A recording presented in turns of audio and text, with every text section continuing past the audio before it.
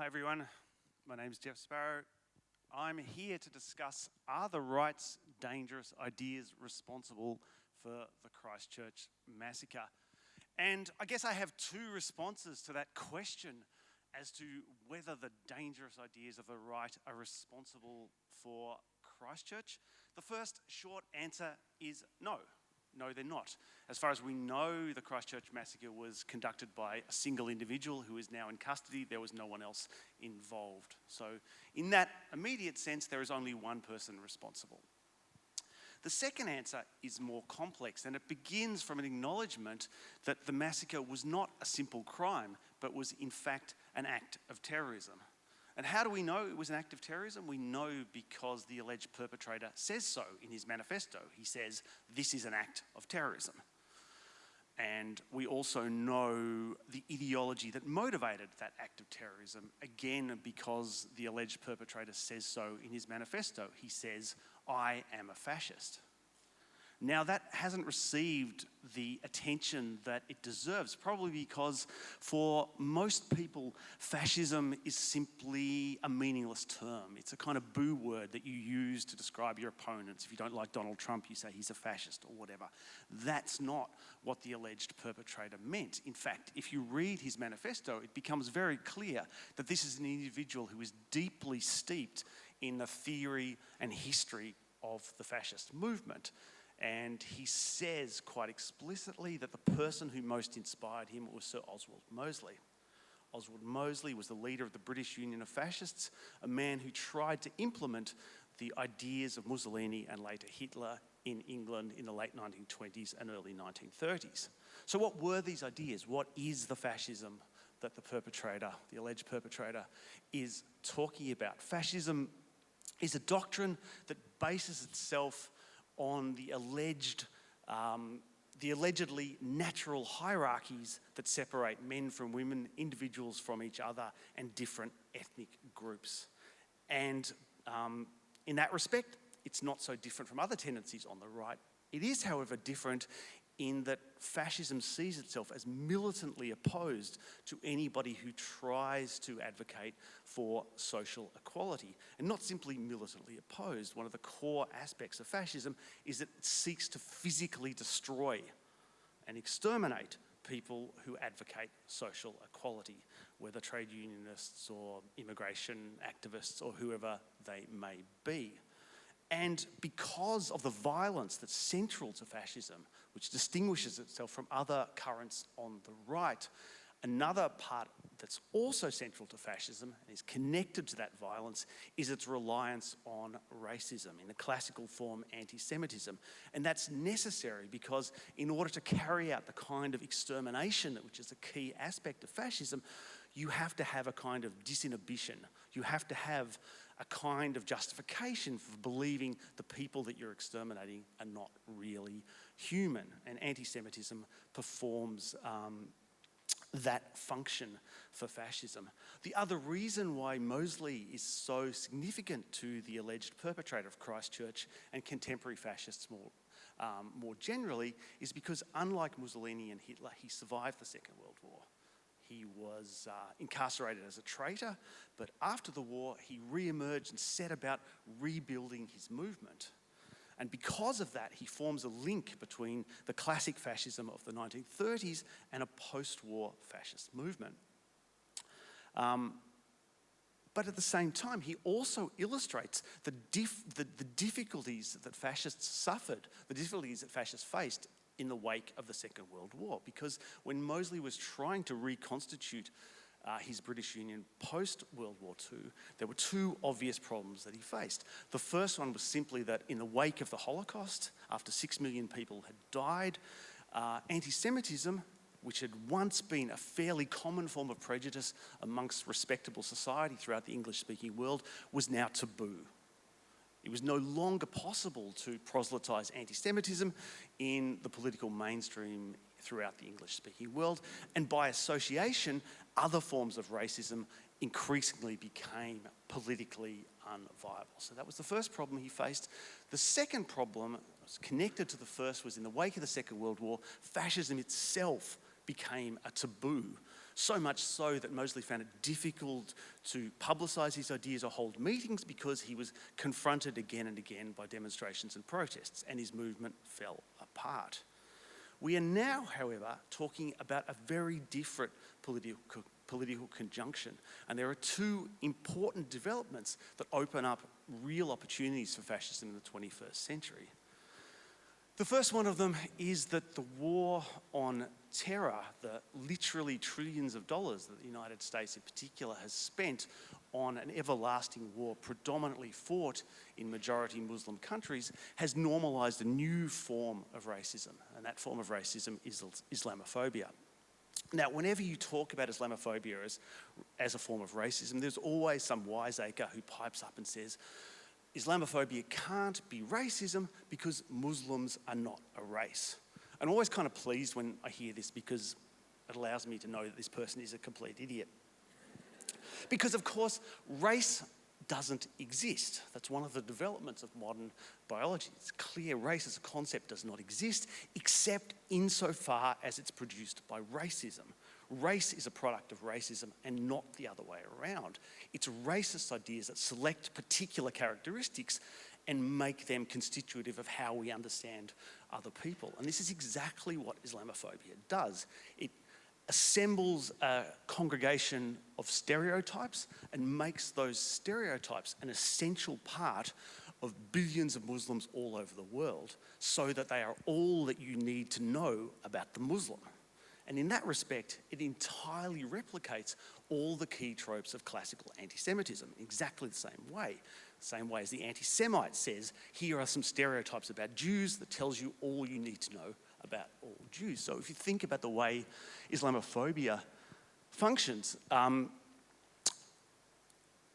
the kind of tropes that it depends on, the Islamophobe says Muslims wear funny clothes, they eat strange food, they have this peculiar religion, they're associated with political violence and criminality. These are all key tropes of classical anti-Semitism of the 1920s and the 1930s. The difference is, of course, while it's politically impossible to articulate anti-Semitism in the political mainstream these days, it's entirely possible to articulate Islamophobia. So, for example, Pauline Hanson, who by the 2000s had disappeared from the political scene, returned in 2016. And when she returned, her political manifesto had changed from the 1996 version, which was all about the Asian invasion, to the 2016 version, which was all about the danger of Muslims. So essentially what she had done is update her racism from being anti-Asian. The original document has the original One Nation platform has no mention of Muslims at all, not a single one. In 2016, there's no mention of Asians. So the entire thing has just switched around from talking about Asians to talking about Muslims. I'm not suggesting Pauline Hanson is a fascist. She's not a fascist, she's a racist populist. But you can see how the particular ideas that she's involved in disseminating provide opportunities for genuine fascists. The second development that happens in the 21st century that opens opportunities for genuine fascists is the popularisation of the internet. If Mosley found it difficult to hold meetings or disseminate ideas, then the 21st century fascists had a forum in which they could congregate, they could disseminate propaganda without facing protests or anything of the like. Moreover, they discovered that particular forms of internet culture associated with forums like 4chan, later 8chan and Gab and Reddit and so on, produced a particular kind of discourse that made it much easier to repopularise fascism and to overcome the taboos on fascism and anti-Semitism. If you think about the kind of troll culture that arose on 4chan, it was partly to do with a collective cruelty that, whereas the socially isolated and atomised young men who were the mainstay of that site, gathered in their parents' basements, came together to bond in a kind of overt cruelty that was based on overcoming taboos. And that affected this kind of disinhibition that I was talking about before. One of the early 4chan pranks, for instance, that was carried out for the lols as they say, was that 4chan collectively organised prank calling of the parents of a child who had committed suicide. Once you do this, it performs a certain kind of disinhibition. And the organised fascists realised that the kind of meta-irony that was associated with trolling was a useful way of overcoming the taboos on fascist ideas. So websites like the Daily Stormer was organised by a man called Andrew Anglin, who is a genuine Nazi committed to rebuilding gas chambers to carry out genocide. Advertised itself by having pictures of Adolf Hitler cavorting with, what are those Japanese things that you catch? Pokemon, cavorting with Pokemon. So that kind of ironic humour as a way of kind of normalising fascist ideas. At its height, the Daily Stormer, this overtly fascist website, was receiving 2 million hits a month. Now, by 2015, 2016, 2017, the online support for fascism was becoming so substantial that many of the fascists decided that it was time to come out of the internet and onto the streets. We saw that in Australia with the rise of the United Patriots Front and other groups like the True Blue Crew. And we know that the alleged perpetrator of the Christchurch massacre was in contact with all of these groups, gave some of them money, described the head of the UPF, Blair Cottrell, as his emperor, was very much part of this kind of movement. In the United States, the mobilisation out of the internet onto the streets took the form of the Unite the Right rally in Charlottesville, the one where the Nazis came out carrying their tiki torches. Unfortunately for the fascists, this attempt to come onto the streets proved to be a disastrous failure, precisely because they encountered the same sort of problems that Mosley had encountered in the 1940s and 1950s. They were met with protests and their organisations fell apart. In response to that, two different tendencies emerged within the fascist movement. One tendency said, we need to go back online because that's where we can build up our propaganda and Al-Qaeda. Another tendency said, we need to persist with these demonstrations and smash through the obstacles. The perpetrator of the Christchurch massacre represented a third tendency. A tendency said, what we need is fascist terrorism. And the kind of terrorism that he chose was very carefully selected. He carried out a gun massacre, knowing that these kind of massacres were an object of fascination for the people in 4chan and 8chan. I mean, we are now so familiar with the script of these kinds of gun massacres, we forget that prior to the 1960s, this form of violence was almost unknown in the United States. Since the 1960s, the rate at which gun massacres take place has increased exponentially, and particularly over the last few years now. They are now a reasonably common occurrence in the United States. And we all know the particular script that the perpetrators follow. A young man, and it's invariably a young man, starts collecting guns, posts pictures of his guns, perhaps makes himself a costume or a uniform, writes a manifesto, then goes out to the street and kills everybody that he sees until he's killed by law enforcement, commits suicide, or more rarely is arrested. What the perpetrator in New Zealand was consciously trying to do, and he spells this out, was rewrite that script to make it more explicitly fascist. So he followed all of those steps, but when he took photos of his guns, he made sure his guns had fascist slogans on them. When he wrote a manifesto, he made sure the manifesto was all about fascism. In particular, he made sure that the people on 8chan and similar sites understood that this was something he was doing for them and to encourage them. So that manifesto is not intended for a general readership. It's studded with 8chan memes and shitposts that if you're not extremely online, you're quite unlikely to understand what sections of it are even about. In particular, he made sure that he filmed the actual process of carrying out these killings, knowing that this would be an object of fascination for people on 8chan and they would watch it endlessly. In the process of carrying out the killings, he made reference to a number of 8chan memes while he was actually killing people, knowing that that would mean then the video that would circulate would be received by people on 8chan as a specific message to them and would encourage them to do the same. And in fact, we've already seen that happen. A few weeks ago, another young man went into a synagogue in the United States and opened fire. It later transpired he too had written a manifesto which was also studded with 8chan memes. He too had tried to live stream the massacre. He had referenced the Christchurch killer. And when he posted his manifesto on 8chan, it was greeted by acclaim by the other people there. They encouraged him to get a high score, which they meant to kill as many people as possible. We are seeing the emergence of a kind of memeified fascist terrorism that builds itself around isolated people on the internet.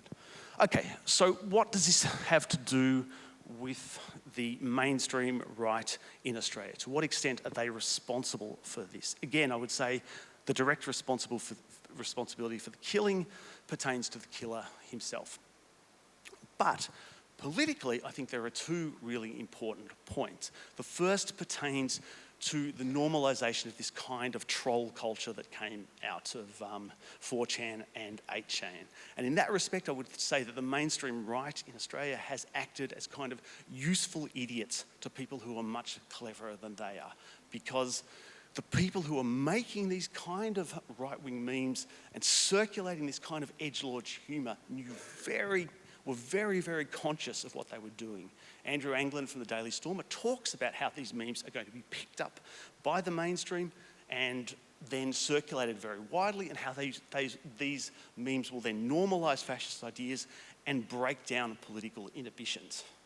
I'll give you an example of that, the most obvious one. A few years ago, Milo Yiannopoulos came to Australia. Now, Milo Yiannopoulos is not a fascist, although these days he's becoming very close to being one. We know that when emails from Breitbart.com, his former employer, were hacked, it transpired that Yiannopoulos had been in correspondence with people from the Daily Stormer. That's the website that wants to gas all of the Jews.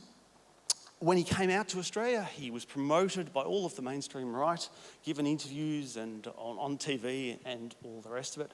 I went to see him in Melbourne, and he precisely performed this kind of disinhibition that I was talking about. So the first gag that he did when he came out on stage, he showed on the screen a picture of the feminist writer Clementine Ford. He didn't actually know how to pronounce her name. He didn't know who she was. Someone had just told him this is the local feminist.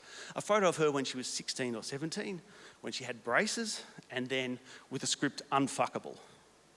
So he did this. There was a moment of silence where people in the crowd were just saying to each other, I can't believe he's done this. And then there was hilarious laughter. Exactly the process of disinhibition, where a taboo is broken down. Suddenly it becomes possible to say and do the things that were previously unthinkable.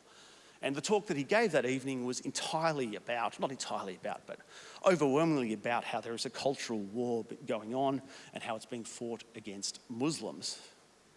And in the context of that sort of disinhibition, I'll leave it to you to decide whether having someone explaining there is a cultural war against Muslims going on makes it more or less likely that the kind of acts that we saw in Christchurch are going to be committed. So that is the first one. The second aspect, which is connected to that, pertains to the normalisation of Islamophobia. Again, Islamophobia is not promulgated entirely by the Pauline Hansons or indeed the Milo Yiannopoulos of the world. It's propagated by all sorts of mainstream conservatives.